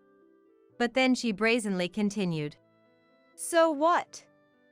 What does that have to do with now?" "It has everything to do with it. You were fooling around with another man even while your husband was suffering from illness, hardly ever visiting him. And you dare call yourself Madison's mother? The real bore was him. Getting sick and dying so easily after marrying me. I prefer younger and healthier men." Forgetting her own infidelity, Sabrina not only disparaged me but also spoke ill of Morton, who had passed away. Truly appalling. Anyway, I have absolutely no intention of handing Madison over to someone like you. Then Sabrina let out a loud laugh that echoed throughout the neighborhood. Are you sure you can say that? What do you mean? You are now separating a child from his biological parent, me. Isn't that a serious crime? A crime? Why would I be committing a crime? If you have a complaint, why not call the police right now? Who do you think the police will believe? By the way, my current fiancé, Trace, as well as his parents, always say you are a terrible mother-in-law. It seems Sabrina is spreading the word that I'm a bad mother-in-law for stubbornly taking Madison away from his biological mother. The moment I learned this fact, a mix of anger and sadness wrestled within me, and I felt an urge to cry. Crying is useless. Madison is my real child, born of my own flesh. You, a stranger, have no right to interfere from the beginning. Honestly, I felt an impulse to slap Sabrina right there, but I knew that wouldn't solve anything. The issue is the child's will. Whether Madison chooses to continue living with us or decides to live with you, his mother, is up to him. That's true. Let's do that. Then call Madison, please. I was confident Madison would choose to stay with us. As always, I would never hand him over to a mother like Sabrina. Madison would never make such a wrong choice. When called, Madison reappeared at the entrance. Madison. You heard the conversation, right? What do you think? This is about your life, so you decide. I looked into Madison's eyes. Madison. Of course, you want to live with me, your mother. Who else bore you with such pain? It's obvious who's in front of you. So, the answer should be clear. You can be honest with your feelings. You don't have to mind anyone. If it's your decision, I won't say anything anymore. I said this, believing Madison would choose me. Then, Madison, pointing at Sabrina, said, I want to live with Mom. How can this be? I was speechless, never expecting Madison to choose his mother who had abandoned him. Just like my son. Rather than living with an unrelated old person, he wants to live with a young and beautiful mom. Really? Is that really okay for you, Madison? Do you seriously want to live with such a mother? Madison looked at me with a firm gaze. I've decided for myself. I've chosen to go with Mom. It felt as though darkness enveloped me. But it's not my place to interfere in the choice Madison himself made. I had to abide by the decision already made. All right. It's Madison's life. Do as you wish. I knelt down and hugged my not blood-related grandson as tightly as I could. Madison, when did you grow up so much? Even when you go to your new home, make sure to stay healthy. Don't catch a cold. Then, forcing down my feelings, I'm now a stranger to you. You don't have to remember me. I whispered in Madison's ear with a voice trembling with tears. I won't forget. I'll never forget, Grandma. Madison whispered back, audible only to me. Madison silently got into the back seat of the car. Through tear-blurred eyes, I watched Sabrina's car disappear from view. Madison, now far removed from us, seemed to be fighting his own battles, unknown to me. Madison was warmly welcomed into Trace's home. Madison. Finally, we meet. I've been looking forward to meeting you for a long time.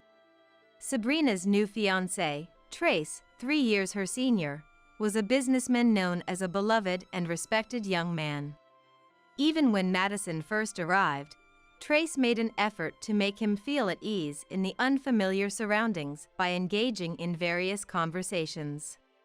Trace's parents were also looking forward to meeting their new family member, especially his mother, who had risen early to prepare meals.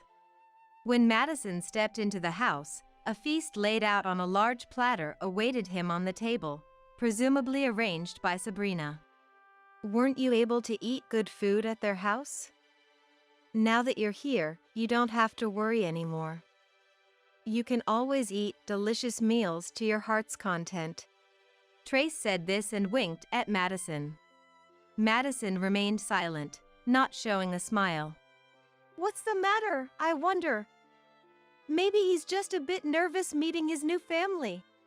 Sabrina said with a forced smile, but Madison glared at her. You don't have to be scared. After all, those people are strangers with no relation to you. Don't worry. If those people try to take you back, we'll call the police and have them protect you. Trace and his parents seemed genuinely concerned for Madison. Madison, why have you been so quiet? Trace is welcoming you. He's going to be your new dad. Madison continued to glare at Sabrina. Finally, Sabrina, frustrated, snapped. Enough already. If you have something to say it clearly. Frustrated, snapped. Then Madison took a deep breath as if waiting for this moment. I'm grateful to Trace and his family for welcoming me warmly. However, I never want to be involved with you again. What? Sabrina was stunned, unable to comprehend what Madison had just said, her mouth agape. Madison, what do you mean by that? Saying you never want to be involved with Mom again? Trace asked calmly on Sabrina's behalf. I still consider Grandma and Grandpa my real family. What are you saying? Those people are the bad ones who took you away from me.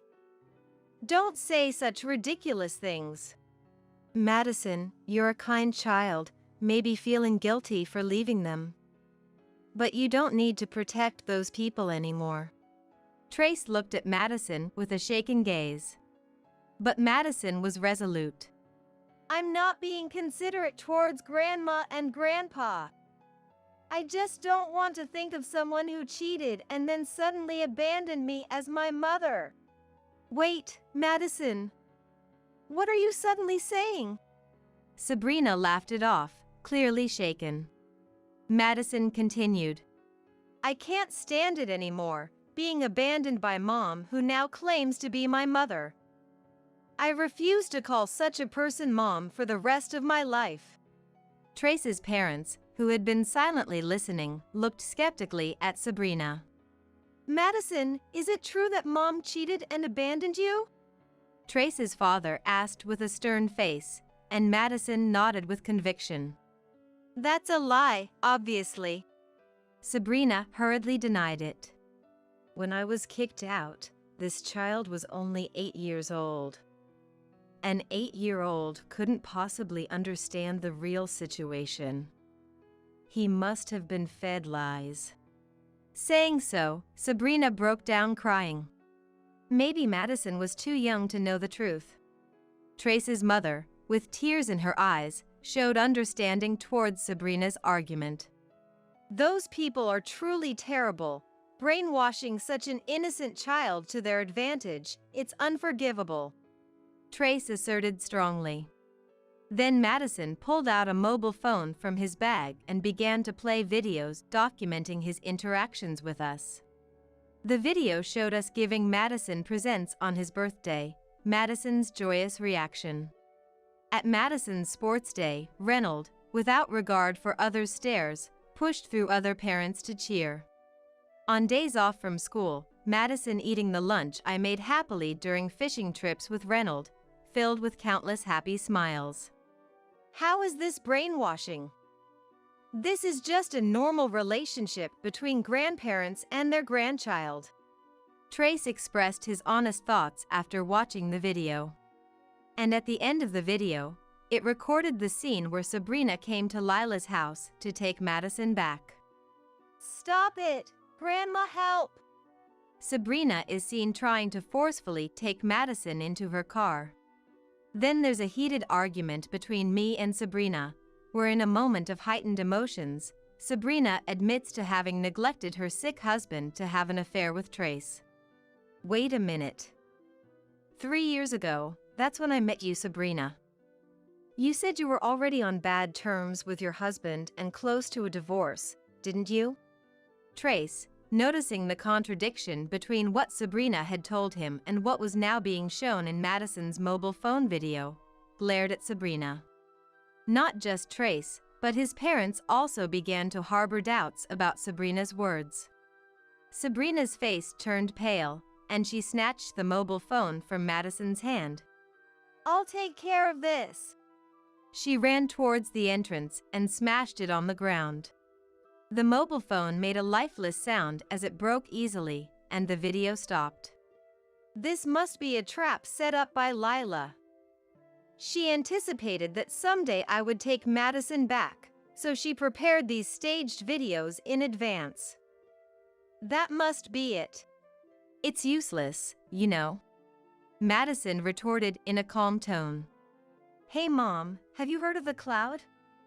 Nowadays, even if the mobile phone itself is destroyed, the data recorded on it is saved online. Looking up at his mother with eyes red from crying.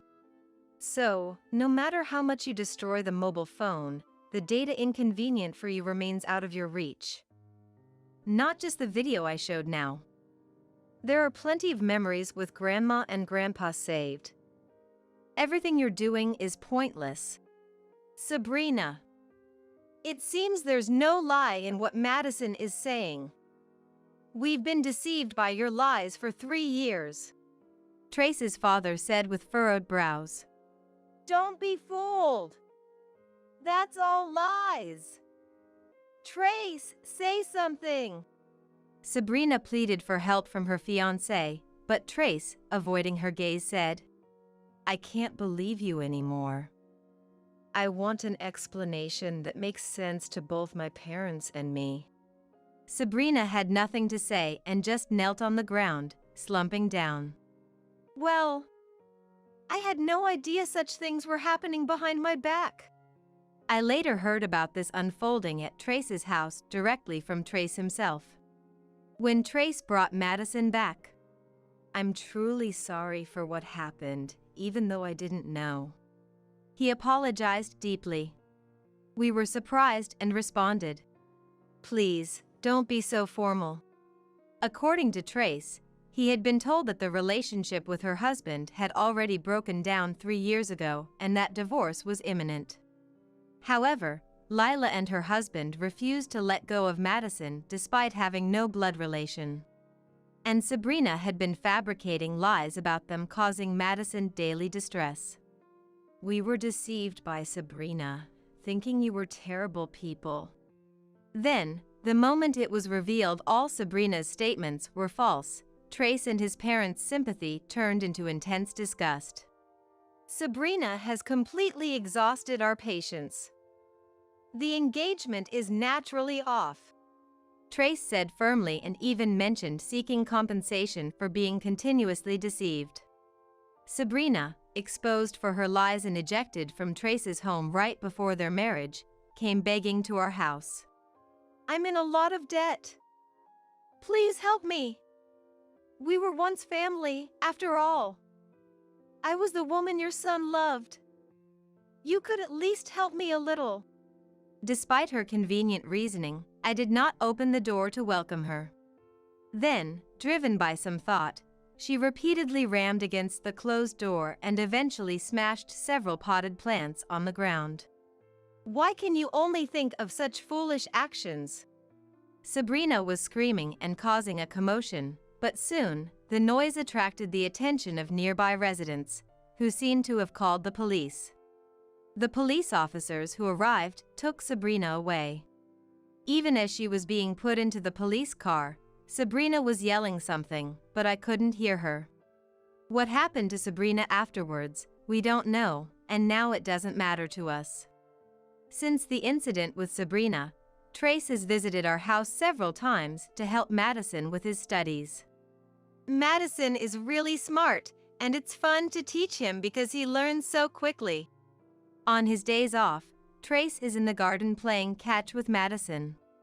If Morton were alive, I'm sure it would have been like this. In my eyes, Trace and Morton's figures overlapped. Grandma, thank you for everything. Madison had secretly been saving his allowance and bought carnations and an apron for me on Mother's Day. That's something you're supposed to give to your mom, I said bashfully as I received the flowers. For me, Grandma, you're like a mom. Hearing this, Reynold, spurred by a sense of rivalry, said, Then I'm looking forward to Father's Day. I'll give you a shoulder massage, Grandpa. I love you because you always take me out to play. Madison, back in our home, has become even more filial to us than before. I'm going to become a doctor in the future. I'll become a doctor and make sure Grandma and Grandpa live a long life. With his eyes, clear and devoid of any impurities, sparkling, Madison declared,